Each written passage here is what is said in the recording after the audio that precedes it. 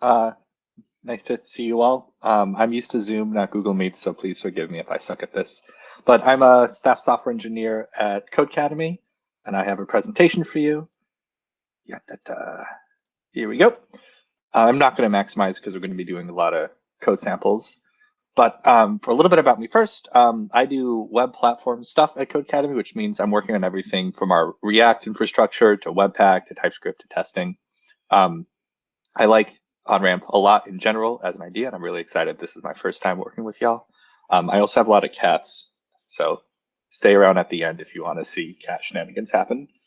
Um, you can see all the stuff later. I don't think human beings are good at absorbing information. I certainly suck at it. So joshuakgoldberg.com has a link to the slide notes, which have attributions, alt texts, all sorts of repository links. I'm going to spend about 5 minutes at the beginning at most, just giving some context for this and why I think TypeScript is awesome.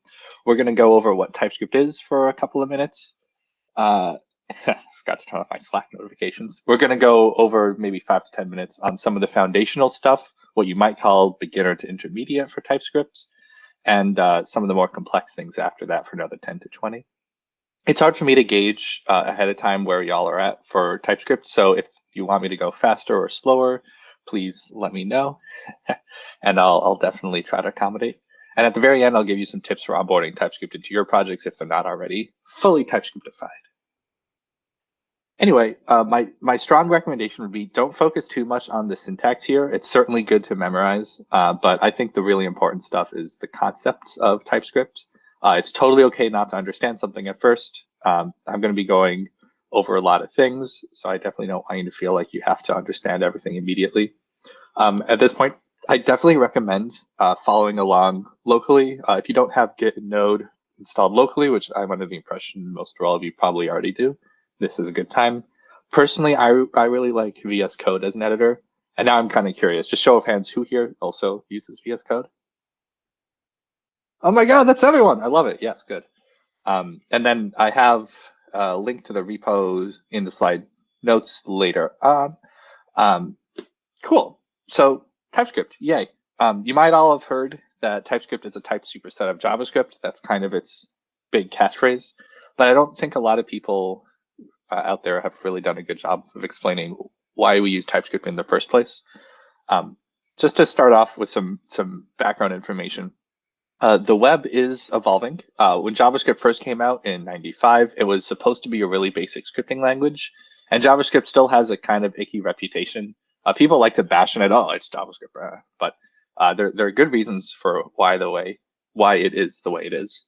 And because browsers are constantly being updated, we can't just completely overhaul JavaScript or switch to another language like Python or whatever.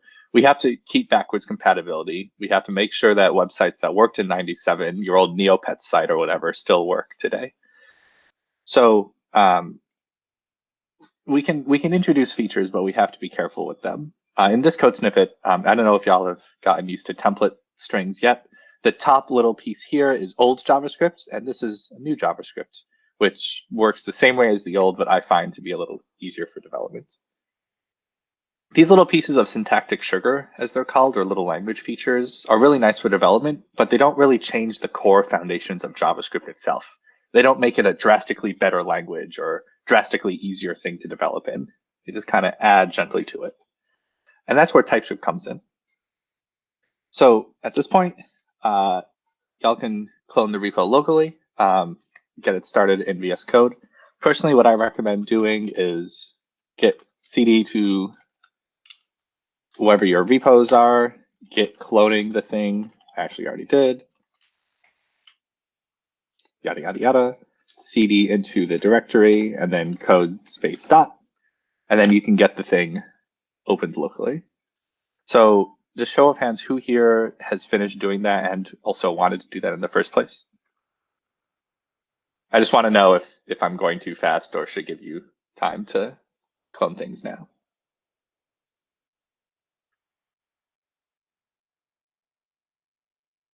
God, I love remote workshops.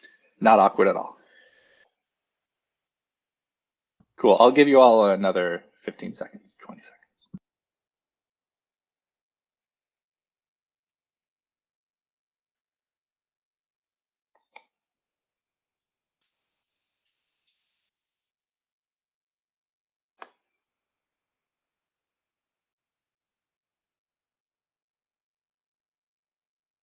respond to those Slack messages I was getting.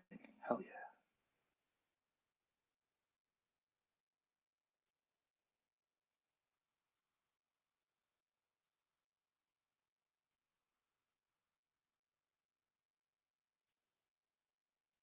Cool. I'm just going to keep going now, but feel free to stop me in the chat or just raise a hand, yell at me if you want me to go slower. So I have VS Code open to this directory, and we have source/1 TS. For each of the concepts I'm going to try to introduce, there's going to be a source file with a number. They're going up in order sequentially. So the first one is 1. And then for each of them, you can run, after you've npm installed in the repository or npm i-g Typescript, you can run that file. Personally, I like doing this. This installs the TypeScript node package globally on your computer so that you can do things like tsc1.ts. This is the TypeScript compiler if you haven't used it before. Oops, I mistyped the path. It'll take in the file, check it for complaints, and then spit out a JavaScript file alongside it if it can. So here we see 1.js exists now. Cool. I also like adding the -w flag, which turns TypeScript into a watch mode. That's tsc-w, so that as you change the file and add other stuff to the file, TypeScript knows to rerun the type checker and recreate the output JavaScript file. So looking at this file, we see the quintessential benefit that TypeScript gives us is that TypeScript knows this greetPerson function takes in 2 parameters. And then later on, if we don't provide one of the parameters, if we mess up using a thing, TypeScript can statically look at the file, meaning looking at it without running it, and then tell us if we messed up somewhere. So we forgot to do whatever it is. Split this up into 2 strings or add a second string or whatever. Yatta. Does that make sense and seem legit as a basis? Cool, yay, thank you. I appreciate the thumbs ups and the smiles. That makes me feel better. So the rest of this presentation is me going over to you all the different things TypeScript can do to make your life easier. So to start, yes, it's a superset of JavaScript. What that means is that every piece of JavaScript, with very few edge case exceptions, should still be valid TypeScript. So what we see here, this index.ts file, although it has the TypeScript extension, it's still a basically valid JavaScript syntax. Y'all have seen JavaScript and can read and write stuff like this. But TypeScript adds on top of that. It gives you extra stuff. So really, TypeScript is 2 things. It's the idea of this language, which is implemented in the TypeScript TSC compiler, which takes in this language and outputs JavaScript along with some type checking.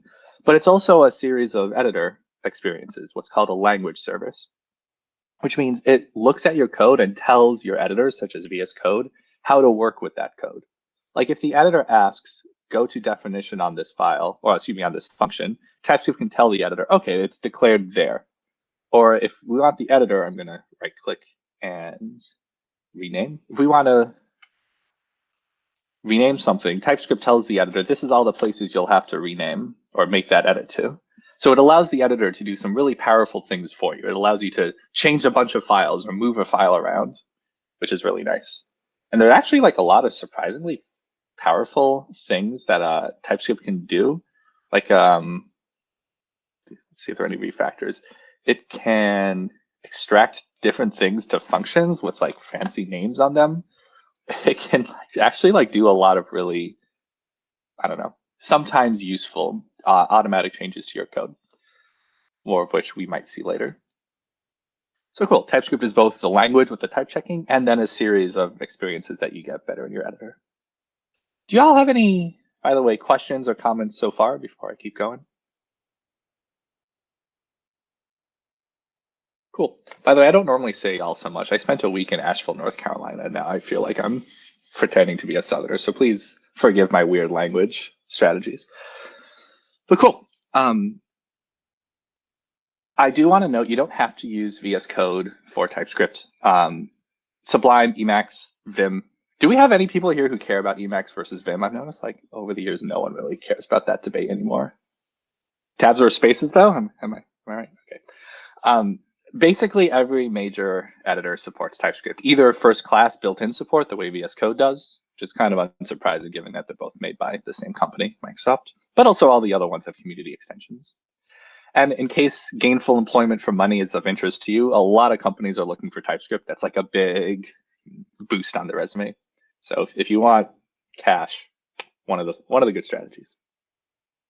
Anyway, moving on, let's talk about types. There's a reason why it's a superset. It adds stuff. Let's look at source2ts. By the way, fun fact, you don't have to type out the extension. TypeScript can figure out what the file is. So I'm just going to do tsc source/2-w. The way the type inference works is that whenever you create something, TypeScript remembers what type that thing was created as. This myName variable, as an example, is a string, Josh Goldberg. And one of the little editor fancy things that TypeScript gives VS Code is that when you hover over something, it tells you what type that thing is, in this case, string. You might have seen this actually in JavaScript files, because VS Code also uses TypeScripts to inform your JavaScript experience. And then later on, TypeScript knows if you ask for like a .len, that doesn't exist. It's not, string doesn't have that. That's a non sequitur. Or if you try to access the length using like the Pythonic way with this len global, which I never understood why that was how Python does things, then TypeScript knows you haven't declared a global function len. And then later, if you use length, when it's a function, if you mess up, TypeScript will tell you. If you use a variable that you haven't declared yet, it'll tell you, hey, this is wrong. Or if you try to assign to a name that's a string, oops, that's a typo, that should be my name.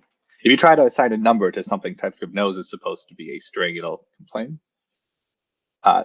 Does that kind of make sense? Any questions or comments so far? Cool. I realize a bunch of you have already done TypeScript stuff, but I want to make sure we have a base vocabulary before we go into the really fancy things. Cool beans. So what we can do is add type annotations to give us little bits of better TypeScript understanding. Because TypeScript won't infer from the usage of a variable. TypeScript doesn't know that this some name thing is a string, because later on we might say that some name equals Malik. Like that's not how TypeScript works. What we have to do is at the time something is declared, we tell TypeScript what it is, either with an initial value, like let good name equals Josh or whatever, or with a type declaration. So I'm curious, out of you who have used TypeScript before, have you found the need to write these little type annotations much? A little bit? Yeah. Personally, I try to limit it. I would never do this. I would just let TypeScript infer, okay, it's a string. I don't need to explicitly tell it that. It's not an idiot. But sometimes it's useful. Function parameters go through the same thing. If you were to write a function, say other name, and you provide a name at a times, and then whatever console log name. Like there's no way in TypeScript could ever figure out what this name parameter is. Like what is this? How is TypeScript supposed to know? So if there's the rule of thumb is if there's any variable or parameter that doesn't have an initial value or a default value for parameters, it'll need a type declaration. So name would probably want a string, times is a number. If we defaulted times to 1, for example, as a default value, we wouldn't need to provide a type declaration because TypeScript can figure out it's a number from there. Sound reasonable so far? Cool. TypeScript can figure things out when I'm not running on the right file. TypeScript source3-w.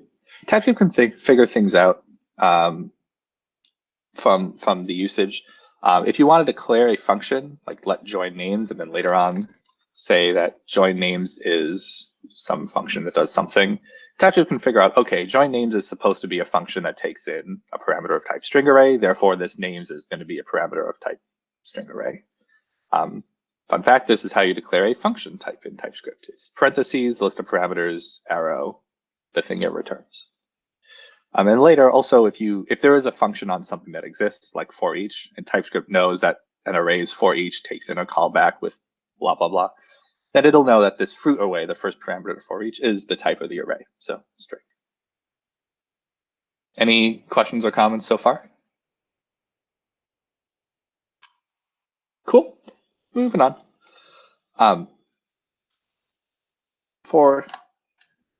There is a concept of an interface in TypeScript. We've so far just looked at how to declare basic shapes like strings or numbers. But if you want to declare something fancy like a person, you're going to have to use an interface, which is like saying an object that he has these particular fields. For example, if you say interface person in TypeScript, it'll say that any object that matches person needs to have a greet method and a name string. So this take person function that takes in a person of type person, great naming on my part, knows that person.name is a string, and then you can call person.greet. And by the way, I forgot to mention earlier, if you tsc source for -w, if you look at the compiled output JavaScript, why is there no? Oh, sorry, I forgot to provide a compiler flag. There are different compiler flags that you can put to TypeScript. If you want to use React, there's like a particular flag. It needs to know that the JSX syntax is done with React. Life is hard sometimes. Anyway, for.js, come on. God damn it.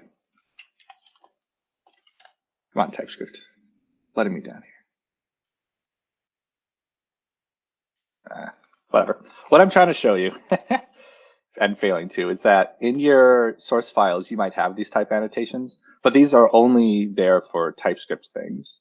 I wonder if it's not outputting because I've set it to only output on. Sorry, I know it's not interesting for you to watch someone just fuck around with TypeScript for a while. So let me see if I can get this to work. There we go. It was there all along. Anyway, so the the type annotations you might write in TypeScript don't exist in the output JavaScript. It's purely a development time construct.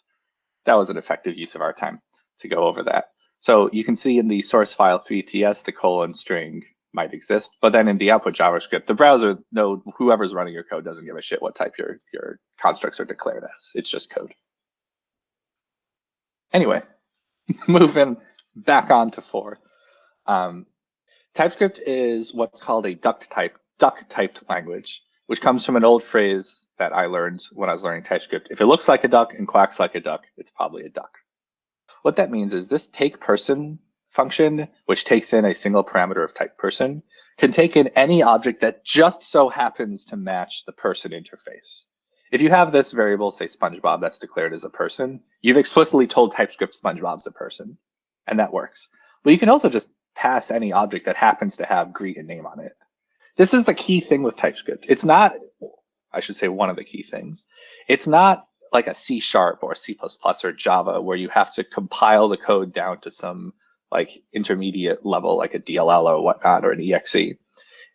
It's loose. It allows you to do whatever seems to be right. It's duck typed. So you can create a variable, not enforce that it's some particular type. And then later on, TypeScript will infer that like, okay, Sandy is an object with greet and name, which happens to match up to person. So you can do like sandy.greet, but you can't do like sandy.kick or whatever. Like that TypeScript can tell just from looking at Sandy, Sandy can't kick, poor thing. By the way, have you all learned React? Is that one of the things on your curriculum? Sweet, love React. Big fan, I use it a lot. I thought so. This is one of the ways that you can get some good benefits from TypeScript. React components are actually really well suited to this typed theory. Each component has a series of props. And you can declare that if you have, say, a function component, its props are a particular type. So you might say that my button's disabled is a Boolean. That's optional with this little question mark. And then text is a string. So now we know that later on, if we do like my button text equals click me, that's allowed. But if we do like my button blah equals 3, that's not allowed. Because TypeScript knows blah does not exist on type my button props. Yay, TypeScript, woo! So I'll just pause here and let that sink in. Simultaneously, are there any questions?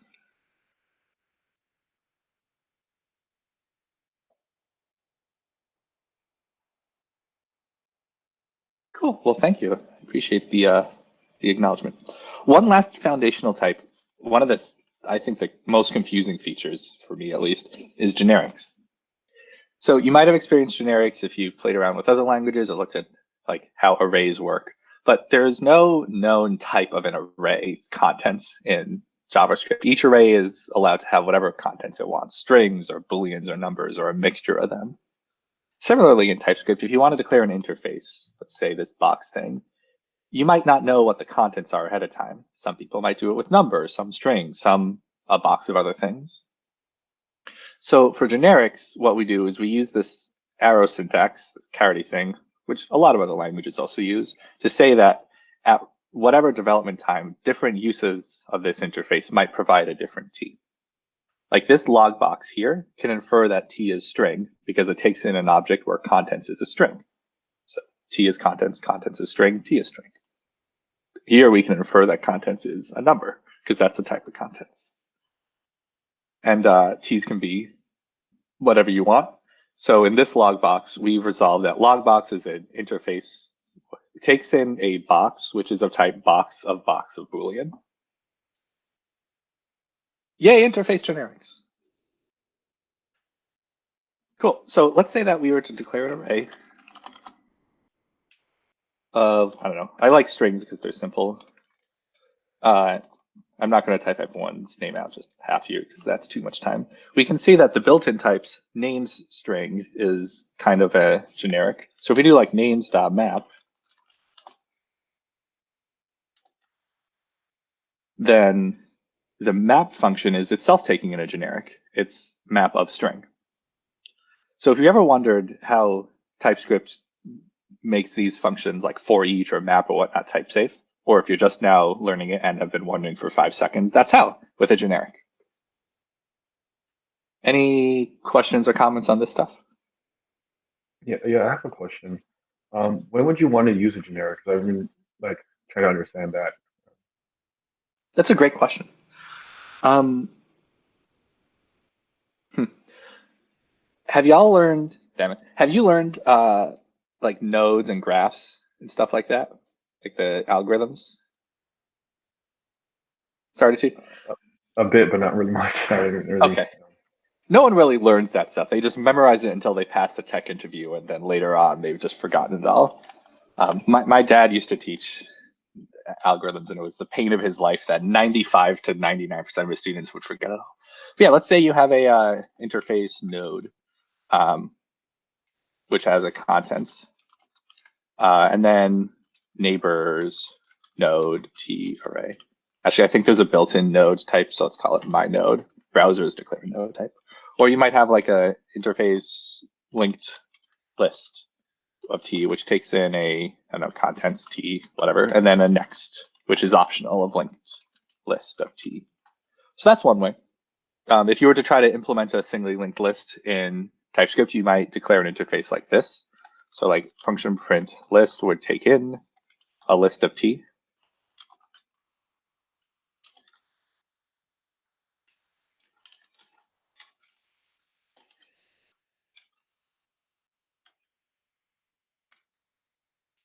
I can pass these interview questions. Look at me. Haha.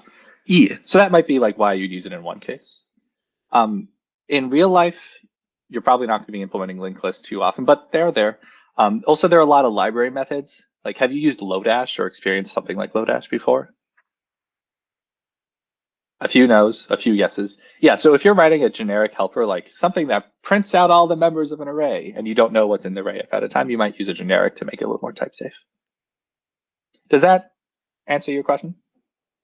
Yeah, it does. Thanks. Thank you. Cool, thanks. And I appreciate you asking the question, by the way. As a presenter, it's really terrifying meeting a bunch of new people and then spewing information at them. So much appreciated. Any others? Yeah, can I ask a question? Hopefully this isn't too dumb of a question, but in line 11, why do you have, so print list is the function, right? So why do you like prepend the parentheses with that T and then also have the T for type for linked list? That's an excellent question, actually, not dumb at all. Thank you for asking it. And yeah, I realize I didn't explain this syntax, but you can put generics on more than just interfaces. You can put generics on functions. Like if you wanted a simpler version of this, for return thing t. By the way, t is not a helpful variable name, so let's just call it thing. So like, let's say that you had const my thing. Let's call it stuff. I think thing is gonna start sounding kind of inappropriate soon. So look at all these refactors I'm using. A TypeScript. All right, so my stuff equals hello, const other stuff equals return stuff. My stuff. Yeah. So here we want TypeScript to be able to figure out the type of stuff, the parameter, the input. Let's call it the input. So we also want it to be able to use that type as the inferred return type of this function. TypeScript knows that input is a type that's the same as the return. So this is the syntax where we can do that. And that's important because if you were to write this function with, I don't know, you could use the any type to say, this is anything, fuck off, I don't care what it is. Then TypeScript doesn't know what the type is of the return. So a generic can be helpful in that way too. Okay, so it's the return type of the function. It's the parameter types. It's like you could do other stuff. Oh, okay. And then let's say like, yeah, okay. Okay. cool. You can explicitly declare the return type on a function. I normally choose not to, just out of laziness. Oh, this needs another thing.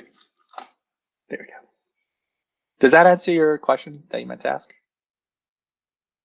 Cool. I find generics to be very rarely, but like not super often used, and also like the most of my types of confusion. So it's amusing to me that this is where the questions start coming because yeah, it is like kind of weird. Any other questions or comments? I guess out of curiosity, how often do you use generics in your work? Extremely rarely. But they are super important for understanding some of the more advanced types in TypeScript. So like I might indirectly use them, but I won't like directly create a function that takes a generic. I don't want to fall into the quintessential computer science trap of teaching you a thing that you use once and then never use again. LOL. Any other generics questions? Cool. Moving on. The complex types, I find this stuff to be more fun. TypeScript can have some really powerful things, and some of them are more useful than others. This stuff I actually find to be like the more useful things. Let's see, is it source 6? Yeah. So let's say you have something that might be one of two types, or three, or some number of types. Let's say this name maybe could be string or undefined. Like, I don't know, half the time it's Mr. Krabs or half the time it's undefined. If you can tell TypeScript that it's string or undefined, which you can with this little pipe operator, the or type union, then TypeScript can tell you if you're trying to access something on it when you haven't explicitly narrowed it down to not be undefined. Now, question, how many times have you gotten a crash in your code because something was undefined and you didn't think it would be, and then your code crashed? More or less than 5,000? Probably more. Yeah, me, a million. So this is actually really useful. TypeScript can tell you, error, this object is possibly undefined. You should check if it exists before accessing some member of it. Boom, pow, immediate use. Immediately you're all convinced to use TypeScript on everything. So TypeScript's really useful for like whatever, string or null or undefined, because JavaScript has null and undefined for some ungodly reason. It's also particularly useful, I find, for like API responses or places where you might have a success, you might have an error, where I'll have a variable or parameter that's type string or error, and then I'll pass that into something. And then using this type union narrowing, TypeScript can narrow down the type in the if statements so that in this first one's body, we know type of name maybe is a string, so it must be a string. And therefore, in the else case, it must be an error. So TypeScript is enforcing us to have good code practices where we don't accidentally access something we think is a string but could be an error. So this is the concept of a type union, something that could be one or more types, and conjoined with the second concept of type narrowing, where TypeScript can look at the code and figure out a more specific type than what we thought it would be initially. By the way, this is real. This thing exists. I don't know if copy and pasting with those little backticks will work. Womp womp. Well, you get the gist. If you remove little backslashes, that API exists. It's one of my favorite things now. So yeah, type unions, type narrowing. Does that make sense? Seem reasonable? Any questions so far? Cool. This is not an HR nightmare. This is a legitimate, like, high-level programming feature. Discriminated unions, 7 TS. So let's say that you have a more complex API usage, and you know that something returned from an API is going to be one of these two shapes. It's going to be an interface. This is, by the way, actually somewhere where I use generics a lot, just indirectly, where it's a success where the data is whatever we expect it to be, and the succeeded member is true. Or it's a failure and it comes with some error, let's say a built-in error associated, and the succeeded is false. Excuse me, false. If we have a parameter, let's say, or a variable that's either a success of the data or a failure, TypeScript will apply that narrowing smartly for us. If we check whether result.succeeded is true, then we know, and TypeScript knows, that inside this if statement, the only possible shape for results is the succeeded one, the success. Because out of the two possibilities, success and failure, only one of them has .succeeded of true. So this is called a discriminated union because this succeeded member is what's called the discriminant. It's saying TypeScript knows that it's one of different possible shapes based off of the value of this discriminant. Ta-da! And that's, honestly, I use this all the time for API results. And I find it to be a lifesaver for making sure that I'm getting the right response and not accidentally getting in whatever of undefined crash because I forgot to check whether it succeeded. And TypeScript's also really smart at type inferences and checking. So like if we're logging a bunch of results and one of them we like forget to do it right or use a wrong API, it'll tell us that, oh, you put in a data when succeeded was false when it should have been true. Yay, features. Any questions or comments on this stuff? Yeah, I have a question. So if you don't know, if you're not sure what the shape of your response is this like for a check for your API response, right? Mm-hmm. That's a great question. I'm going to make a new file for that. Does 8 exist? I don't think it does exist. Let's call it this unknown.ts. So yeah, in JavaScript, sometimes everything sucks and you don't know what the shape is going to be. Such is life. TypeScript has 2 types for that, any and unknown, which are similar, but like have a couple of key different things. Like let's say we have a function take something I don't know. Now, if you forget to type out the type of input, if you forget to do like input string or like objects or whatever, then TypeScript will automatically assume this is any, which we saw a little bit of before. The any type is something you can explicitly say. It says, screw off TypeScript, I don't know what this is. Input can do whatever it wants. It doesn't matter. Disable all type checking. As you can imagine, that's a little bit dangerous because that kind of defeats the point of TypeScript. If TypeScript's supposed to know about your code and tell you where things are wrong. But sometimes that's useful. Like if you just have no clue what something is, you just want to like, maybe it's like a generic error handle, like handle unknown error. And like you don't even know if it's an error class. It might not be. So it's just any, you can be like, console log error. That's fine. Actually, I should call this any error because we're about to talk about the actual unknown type. But there's also another type called unknown, which is similar to any. But unlike the any type, the unknown type says, I know nothing and don't let me do anything with this. So here, if we try to access this unknown input, TypeScript will tell us, shove off, you can't do that, it's type unknown.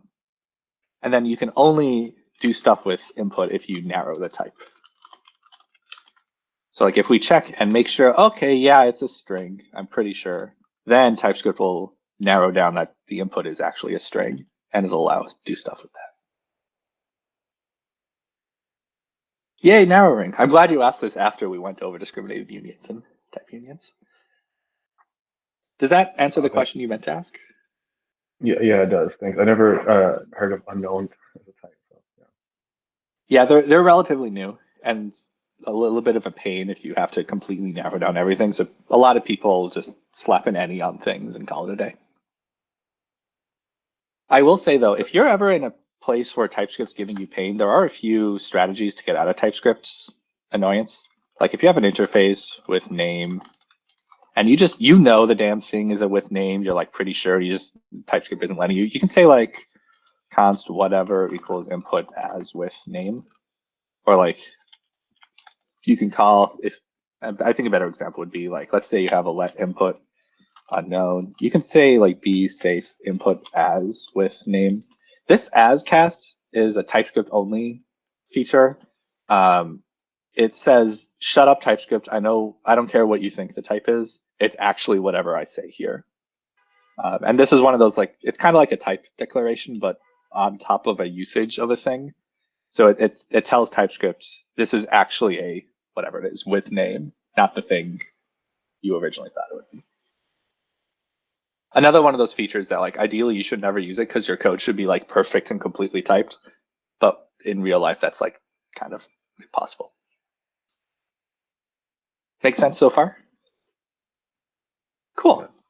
Question. Awesome. So, question. Sorry. So unknown is more so you would use in, like we said, you don't necessarily know what the type is, but then on top of that, it's almost like you have to check what the type could be before you can use it, basically. Exactly. Yeah. Okay. There are a lot of people who are of the opinion that you should never use any and you should only ever use unknown, which I find to be like kind of overly strict because it's kind of hard to align with that. But like that is generally a good practice to go with. Cool. So it's 1:38. I had left in some time where we could go over more and more complex types. This is only scratching the surface, the tip of the iceberg with the ridiculous stuff you can do with TypeScript. But I wanted to leave it up to you all. Would you rather go into more complex types or specifically how to onboard TypeScript onto projects or some other thing? Do you have any preferences? More complex types. I love it. Love to hear it. Yes. Okay, that's enough, people. I have a decision I've made. Oops, that's not what I want to go over. So, complexity, that's a typo. Let's say you have an interface. It's got like a name string and then a happiness Boolean. And let's say that you have a function that takes in happy people. I'm like really hyping this thing up now, I realize, sorry. Just quick show of hands or nods. Have you been introduced to the concept of immutability for functional programming? Okay, somewhat, a little bit. So the idea of immutability is that you should never modify your objects. You should never do something like happy people dot names dot push, whatever. Like you should never modify things. You should only ever return a new version, whatever the new one. And this might seem incredibly annoying to deal with, but there are actually some benefits here.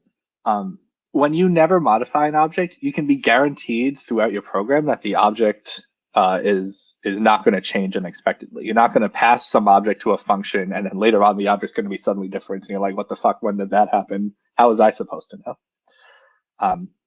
It also enables some really cool developer tool situations where like if your website is built in Redux, which represents your entire state as one big immutable object. You've heard of this thing? You can like go back and forth. Fun fact. If you go to codecademy.com, I had to plug my company eventually, and you have the Redux dev tools enabled. We've set it up on production so that you can see all of the little actions we fire. So that's a whole thing. Yay, Redux. And you can see our state. You can see that we represent people as its current user. Anyway, that's a tangent. You don't care about that. Maybe, I don't know. Anyway, there's a problem here. How do we represent happy people as an immutable object? Well, to start, you could do this read-only modifier, which is an allowed thing in TypeScript. It says, take whatever this was and make it read-only.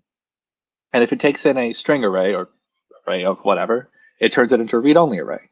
So now it knows happy people that names a push. Push doesn't exist on type read-only string. They could probably make that error message better, but fine, whatever. You could also do read-only happy people, well, in theory, you would want to be able to do that, I should say, because you don't want someone to be able to do this. But unfortunately, that's not allowed. You can't say the entire thing is read-only. So what you could do is put read-only on all the members. So now TypeScript is enforcing immutability. It says names is read-only and happiness. Let's alphabetically sort that as read-only. Does this make sense so far? I promise this is building to something kind of mind-blowing. So now this is kind of annoying because like what happens if we put like some other properties there, like foo, string, read-only, bar, boolean, whatever. Like it's a pain in the ass to write out this read-only stuff all the time. So I'm going to introduce to you the concept of a map type. There is a built-in type in TypeScript that we'll look at that as a generic, bring that back in, takes in another thing and then adds read-only to all the members of it. So this is a generic in the type system. This is the mind-blowing thing, I promise, where read-only takes in another type and then spits back out a new type that is like the original type, but everything is read-only. And we can, oh, sorry, I always forget to stop using shortcuts in presentations. If we go to definition on read-only, we can see this huge lib file, which contains all the built-in types that TypeScript ships with. Fun fact, if you ever want to look at all this stuff TypeScript comes with, all the array definitions and object stuff, callable functions, blah, blah, blah. You can look there, go to definition. So this is a type, which is called the type alias operator. And we're saying if we, in our code, if we say read-only of something, read-only of t gives us a new type, where in the new type, for every property that's a key, I should say every key of the original type, make it read-only. Personally, I found this syntax incredibly confusing to look at for the first time. And for me, it was a lot more useful to look at it and be explained like what each line means. We're saying for every key of t, we're saying that the value under it is the same thing as before, t of p, but the read-only version. Another way I think to explain this is type everything is now a string. T says p in key of t string. So if we were to do like function lap thing, everything is now a string of happy people. Let me maximize. There we go. Thing dot whatever. Happiness is a string.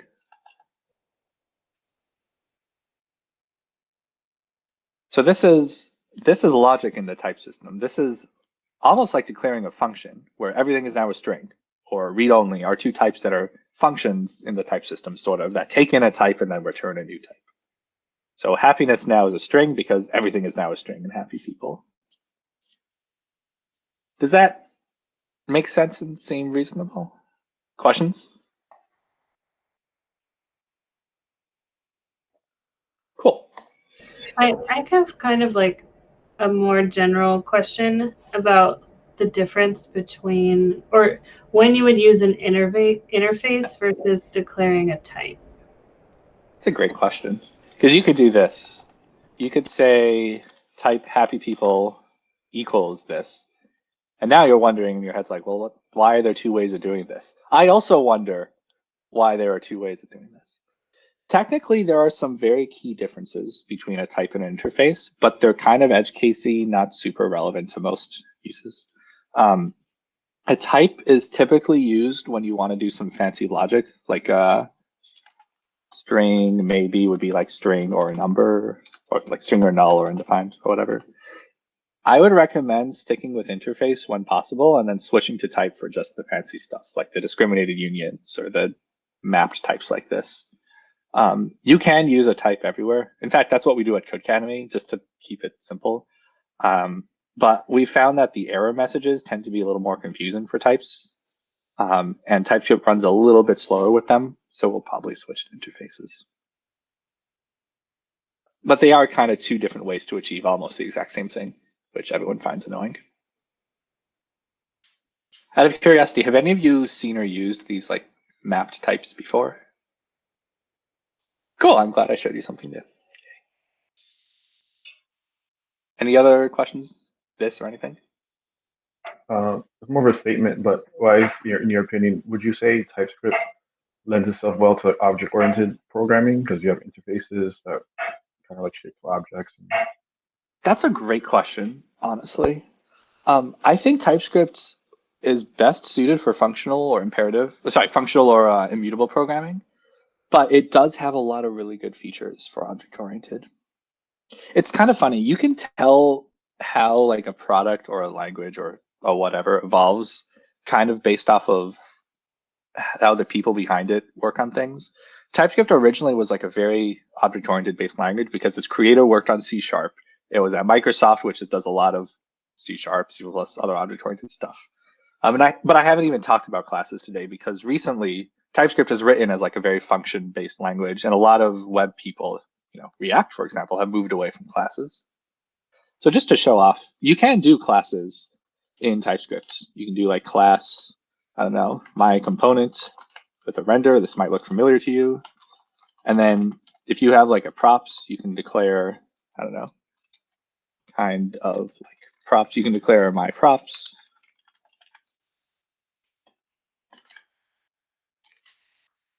Whatever, Boolean. This is declaring to TypeScript that there is a member of this class. This class will have a property, source classes -w, and then in classes.js, please exist. There we go. TypeScript will output whatever, kind of doing what like Babel does. We do targets, ES next, we see better looking output. Come on, there we go. We can see that this is just in the type system. Actually, one better thing about interfaces than types is that you can have a class implement an interface.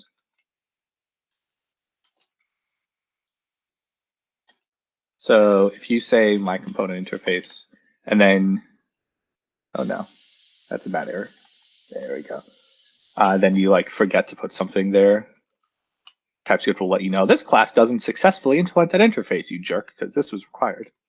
So then you have to do that. I think also a lot of the early advertising materials for TypeScript were like, you can use classes now, this is great.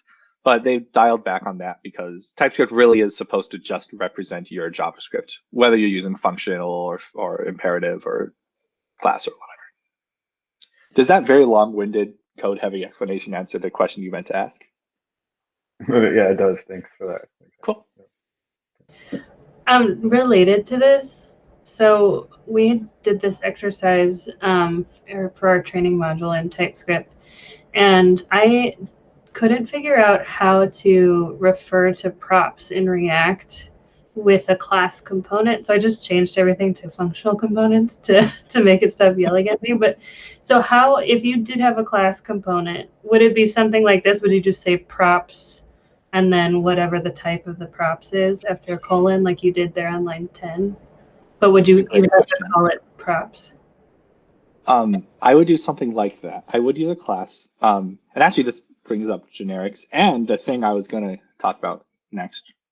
Did I quit PowerPoint by accident? Where the hell is my PowerPoint? Whatever. Maybe it's here. Oh, there it is. Yeah. So I promise I'll answer your question. I promise. If you want to integrate with an external library that's written in not TypeScript, say just in JavaScript or in Flow, LOL, there's this great site called ak.ms-types where you can search for how to get type definitions for that library. Type definitions are like a type declaration or annotation for an entire package. Like let's say you want to use React. React doesn't ship with TypeScript types, which are typically stored in like a DTS file, a declaration or definition file. You have to instead install this @type/react package or @type/ whatever React DOM React is. And if you look at that package, node modules @types React index DTS. No.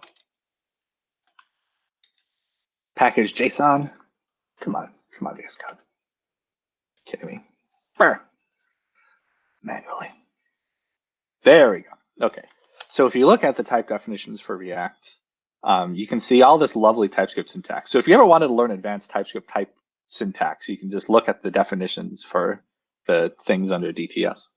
And then once you've installed the types for package, you can say like import React from React, and you can see the package's types are known in your project. TypeScript automatically picks up that the types exist. Star as React.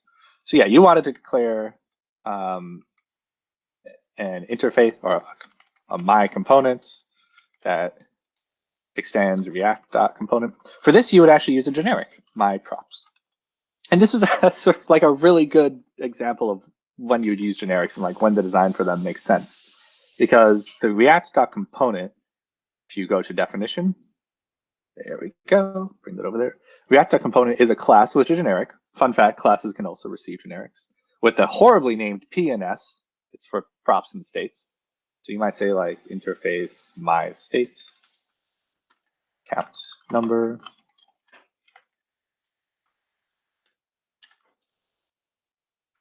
my state equals count 0. So now in here in your render, you should be able to do like this dot props dot, and then look at happy as a prop. So yeah, classes can be generic. They are generic for React components, and React component stores this dot props under whatever your first T generic type is, the my component props in this case. Is that what you were looking for?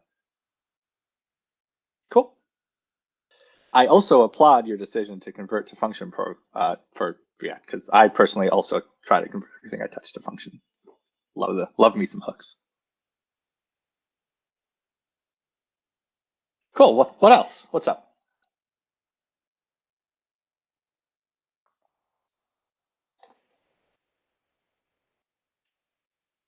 All right, well, cool. I have one last exercise to show you then, bits TS.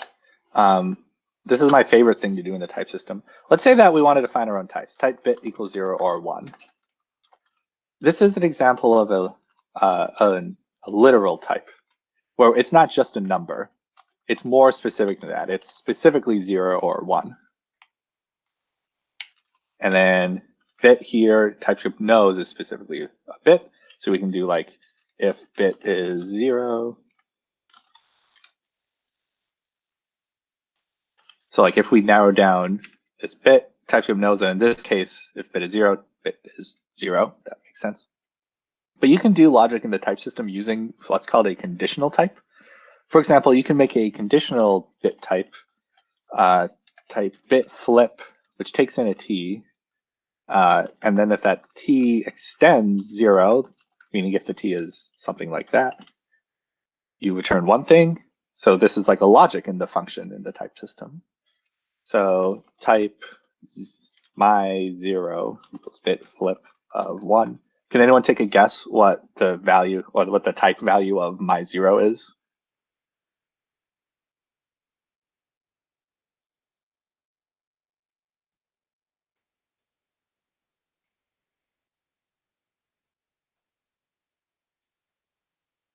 I'll give you a hint. This is a ternary. Let me actually make it a little nicer indentation. So in the same way that you can do a ternary in code, like JavaScript, you can do a ternary in the type system. So what do you think my 0 is?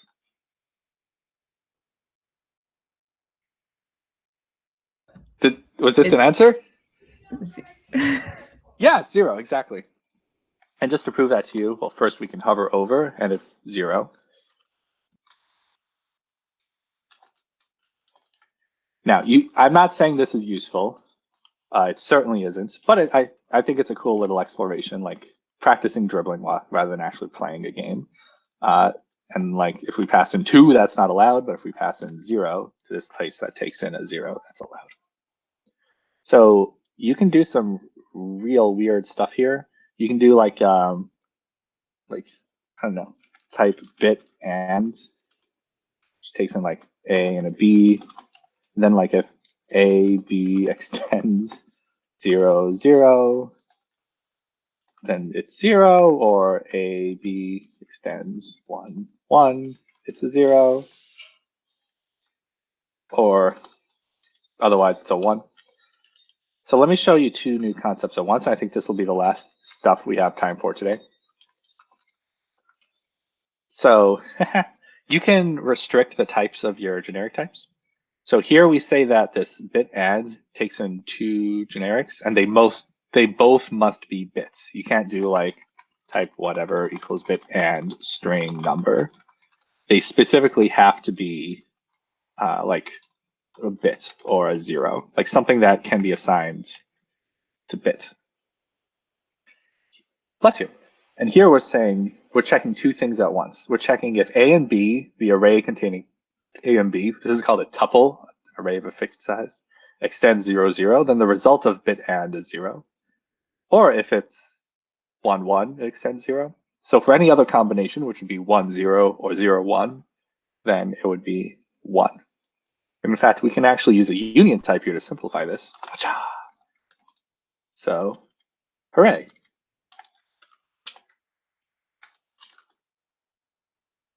So what value in the type system do you think lol again resolves to?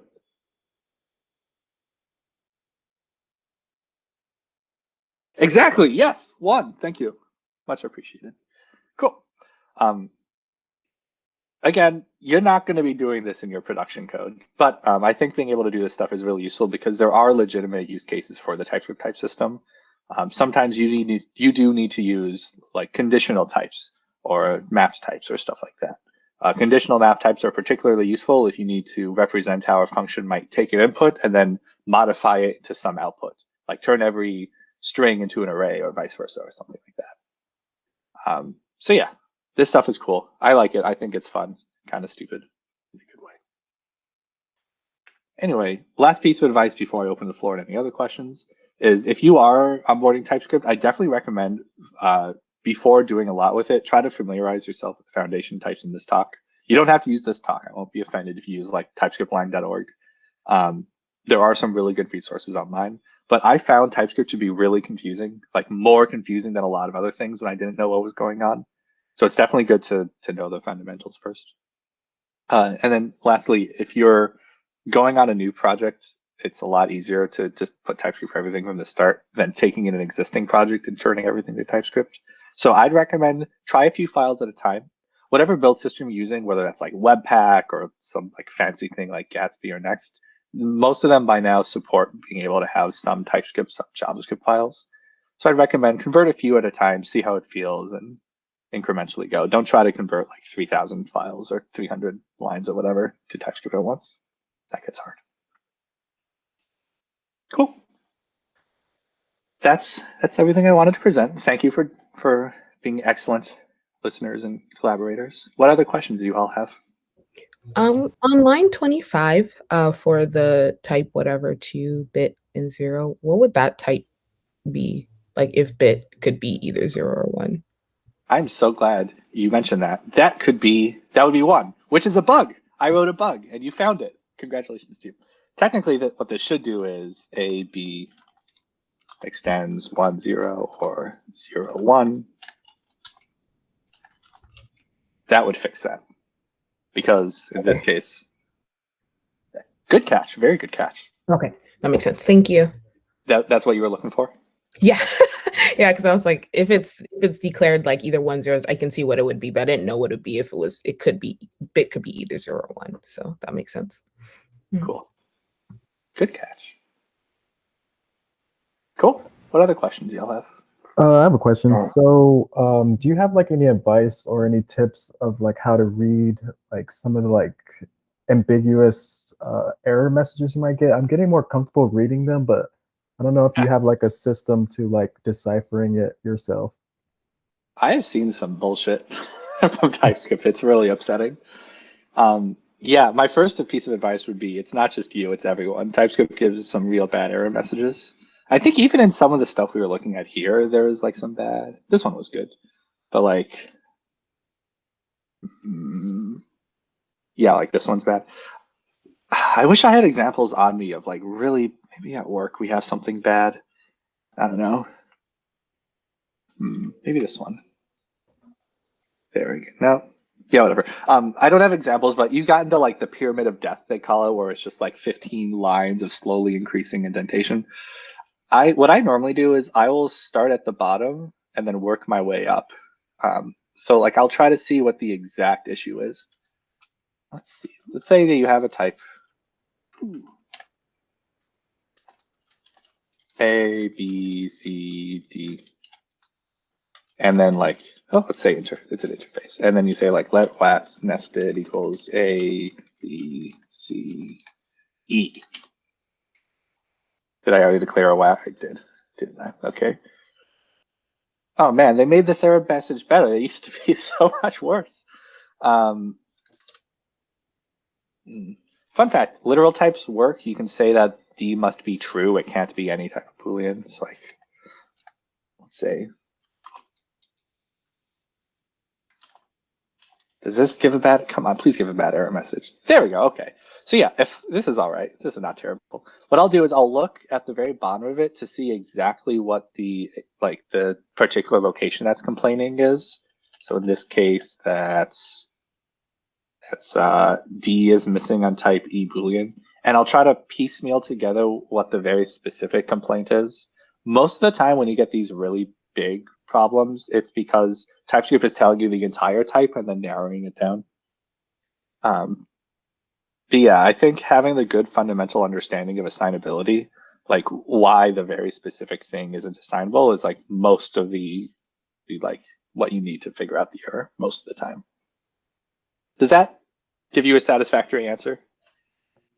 Yeah, because I have noticed that like near the end of like the error message, it does seem to get more specialized and more specific with the what it's trying to get out of you. So that kind of confirms that for me.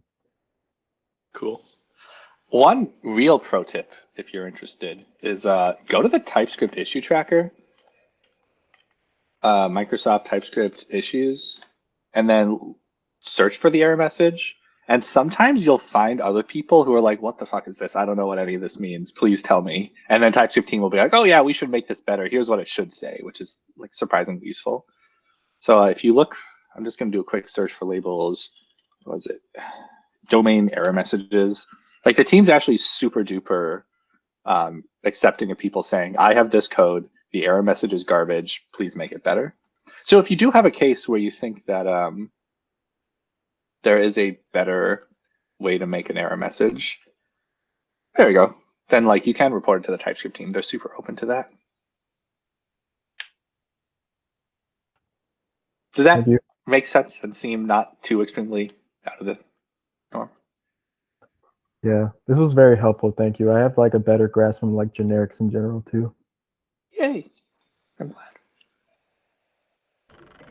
Me too. I know we have to go, but can I throw in, oh, sorry, Stefanos, did you have a question? Yeah, I was just going to ask if their presentation is going to be shared with us, your presentation slides.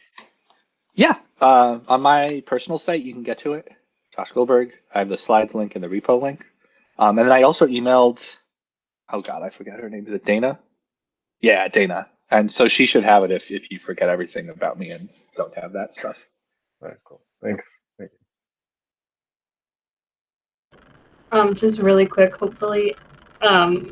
So for the bit type, you declared, you were saying like it's either 0 or 1, and then on this last one where you were, trying to do the error message, you were able to like declare D as true. Like, can you always declare a value as a type, or is it only like really simple ones like Booleans or 0 and 1?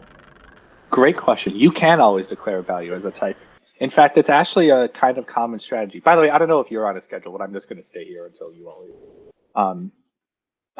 You might have an apple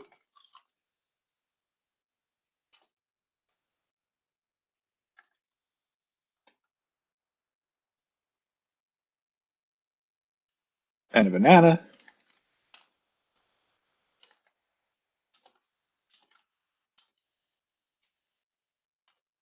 And then you might have a fruit discriminated union.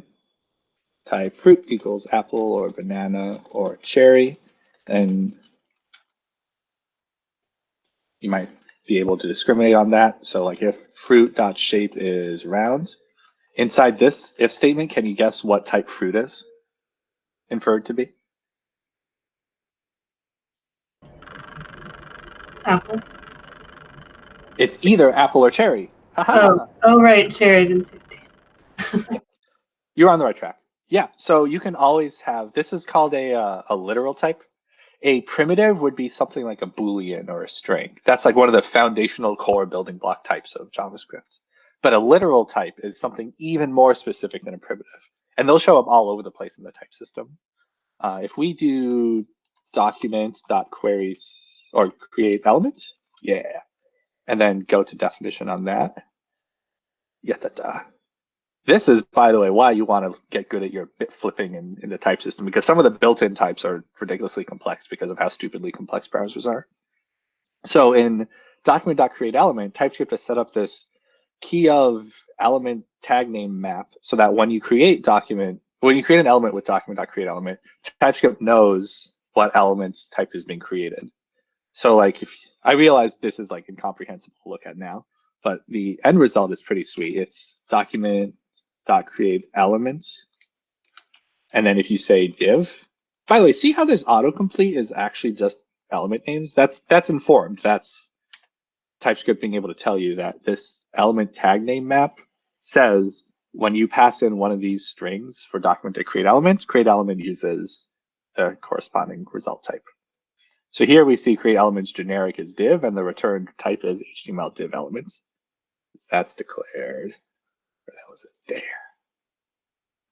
So yeah, literal types, super duper useful in a lot of situations. Fun stuff. Does that answer your question? Cool. I will give you one more piece of information on them. Sometimes you have an annoyance. Let's say that your fruit shape has like type string, then shape is like round or long. I almost just said edible. Fruit to whatever. Takes fruit to and then I don't know, like logs, it doesn't really matter. So now let's say you say like const whatever dragonberry equals type dragonberry shape round, and then you do like takes fruit to. This is going to give me a complaint, which is really annoying. A lot of people get mad about this because dragonberry isn't assignable to fruit to. TypeScript can't infer that. And the reason why is that the shape is inferred to be string here. It's inferred to be the primitive type, not the literal round or long. Which at first is annoying because you're like, screw you, it's round. I know it's round. But TypeScript doesn't know or refuses to figure out whether you did like shape equals lol in the meantime. It wouldn't want to stop you from being able to do that. So when you declare an object, TypeScript won't figure things out. It won't infer things to be the literal type. So it won't figure out that it's just round. It'll just assume they're the more general primitive types like string. So what you have to do here is an as const assertion, where you say TypeScript, this is only going to be those types. So shape, you can't assign a shape because it's read only. Or you can do an explicit typecast fruit to, an explicit type declaration, where you're saying this is going to be specifically your fruit to, don't infer it to be anything else. So this one is a little too powerful, I find, because you can't, or in this case might be too powerful, this as const assertion. And then this one might be too loose if you want it specifically to be known as like elderberry as a shape of round, not either round or long. So pros and cons. Does that make sense and seem reasonable? Yeah, sorry, one last question I had. So for just like starting on a project, and let's say you downloaded React and you wanted to use typing for it, what's the best way to go about just like figuring out what different types you even have access to in React? Would it be just kind of what you did, like going to the definition and just checking? Because I feel like sometimes I'm like, oh, I downloaded and I'm trying to use it, but I don't know like what access types I have. That's a great question. What I did, and you just described, of going to the type definitions is one strategy that I use and many people use. I will note though, some of these types are so complex that like no human being would have a good time just like reading through them. Like this type for React file is 3,000 lines. Like who has the time for that? So like if you're specifically looking for something, it can be very useful, and I recommend targeted searches. Like if you're looking for, I don't know, like set states. Like what type is set states? You can see that state takes in a function, it looks like, that returns some stuff, or it takes in the stuff itself or null. That's hard to read, but I guess it makes sense. And then like props is a read only of the P generic for the class, and also can take in children optionally of React node. Fun fact. Also, React node is a useful type. There you go. It's React child or fragment or portal or Boolean or undefined. It's like anything that you can use that you can return for a render. Hooray! Another thing I like to do is if I'm in, what was the TSX file for? This one I had it from React somewhere. There it is. Like I might just like play around with it. Like if I do this dot, you can see all the different allowed things on the class. So like let's say you want to, let's say like you know there's an API like it's like update or render or something like that that you want to do for some reason. You can do like this dot update. Okay, it's like force update. So you know that's a method you can call. And then like what does it take in? Okay, it takes in a callback, which is whatever. So like using the IDE, VS Code, whatever, to suggest things to you, I find to be like a really useful way to explore stuff.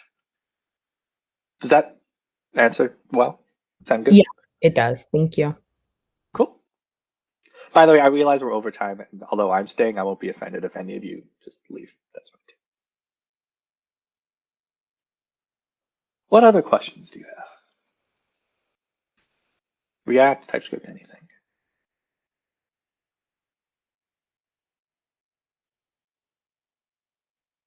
I have, I guess, one question about React.fc component.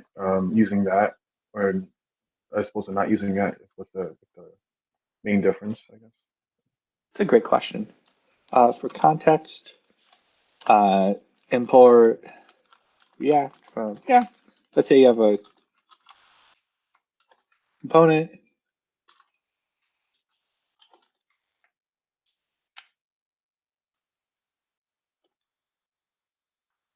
Ooh, I forgot to make this a TSX file. Fun fact in TypeScript, you have to do TSX to use React, the JSX syntax.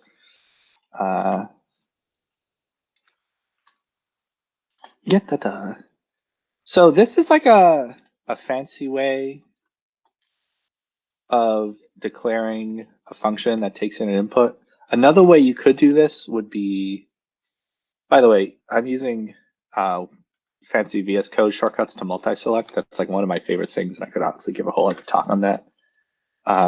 These are roughly almost the same, but not quite. React.fc adds a children prop there. Like I never declared children in this class, and yet somehow magically it exists. And that's because if we go to definition on FC, we see it's an alias for function component, fine, whatever. Where the props are props with children, fine, whatever. It's P and children, optionally React node. React.fc also enforces that the thing returns something that's legitimate JSX. Like if you were to accidentally return like an object, it would tell you, hey, hang on a second. This might be an example of one of the bad error messages actually, where this thing is not assignable to type FC component one props because the return to type happy Boolean is missing the following types from React element, which is kind of a misleading error message, but really it's that this thing is not returning valid JSX syntax. So like there are some niceties around React FC that it gives you. However, there's actually a bug in the typings for right now where you should be allowed to do this. You should be allowed to return strings. But because of this really convoluted thing that I don't think very many people understand, and I certainly don't, they like haven't gotten it to work yet. So my suggestion would be probably just don't use it. Like we use it at CodeCavity just to standardize, but we found it annoying that like we then have to wrap strings and fragments. Just like, come on, guys, why are we doing this? And if you do want children to be declared, by the way, like if it can be any children, if it's just directly passing through or something, the right type for that normally often is an optional React node. That's like how you normally declare children in React in the type system. Does that answer the question? Yeah, thank you.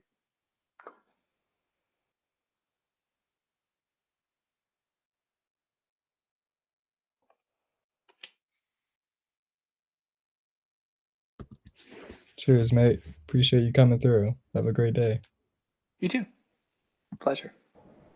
Thank you. That's Thank great. you. Yeah, thank you. I'm Thank you very I much. can infer that this is the goodbye moment, but thanks for coming, y'all. It was really nice Thank hanging you. It was out. very informative. Wasn't actually Yeah. prepared. We just like bye. I remember I was learning TypeScript with my friends, and then we were using it with React for the first time, and then we didn't even know about the React types, so we just slapped on any and then called it a day. Like, we use TypeScript. Yeah. So thank you. Yeah. I hope you can be more typed now. Yeah. As well for you. Yeah, I think a lot of people, when they first start with TypeScript, they're just like any on everything, and then they go way too far in the other end where they like explicitly type out everything and then use like 15 generics on things, and that's also kind of miserable. And then eventually they get towards the center, the happy medium. Yeah. So it's not something where it's like if you use any, it's like, oh, there should never be a case where you're using any in your code, basically. Let's see. In the Codecademy front end. Oh, by the way, I forgot to mention, if you go on codecademy.com, you can also see our source maps. We have that enabled, so you can see how we do TypeScript and judge us. So yeah, if we do a search for :any in our files, yeah, there are 50 places that we use any on just the learner dashboard itself. So I don't know, maybe it's like a swear jar thing where every time you write any, you should put a nickel in the jar or something and buy yourself ice cream at the end of the week. But other than that, it's fine. Oh, okay. What are the I guess good resources would you recommend for TypeScript to learn more? Ooh, good question. The TypeScript language, TypeScriptLang.org site itself, actually, they just redid it. So if you tried it 6 months ago and it sucked, it's better now.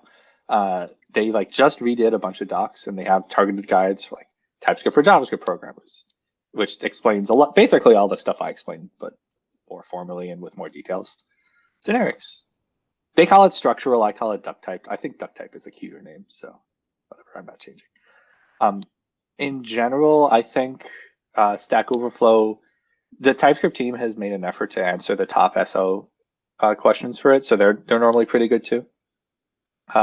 But they're also really responsive on Twitter. So if you find some of the TypeScript team members on Twitter, just at them and ask for help. They're normally. Don't tell them I sent you though. That would probably irritate them. Just blind cold call them. Yeah, for the most part, the TypeScript docs are really good.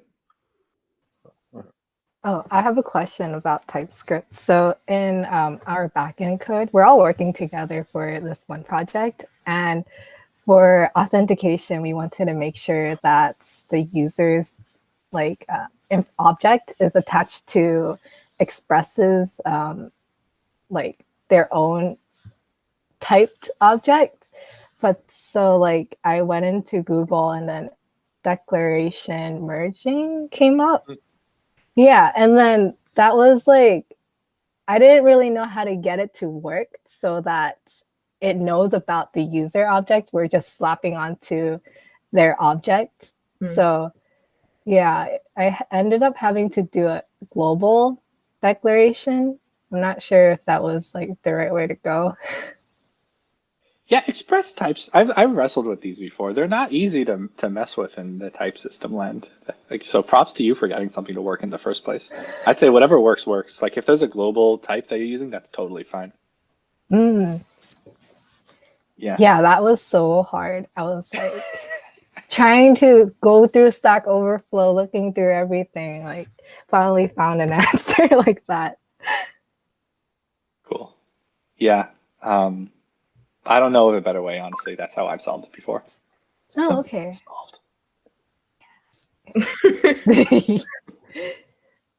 Yeah, I think that was so it. it's did you mean to imply it's literally the three of you on the one project? Oh, Megan too, but she left. It's 4, yeah. Yeah. Well, yeah, we're all on the one project, yeah. So that was good to see and talk about that too. Cool. What other big TypeScript pain points have you had, if you don't mind me asking? I think that was just my biggest one, the one I asked earlier in terms how do you even know what type definitions to use in terms of, because I think for React and then specifically the back end when I had used Express, I would just like make my own maybe like error type or like things like that because I didn't know they existed. But yeah, when you kind of walk through like ways you would go about looking at types, that was helpful. Cool. Mhm. A lot of Googling for types for me.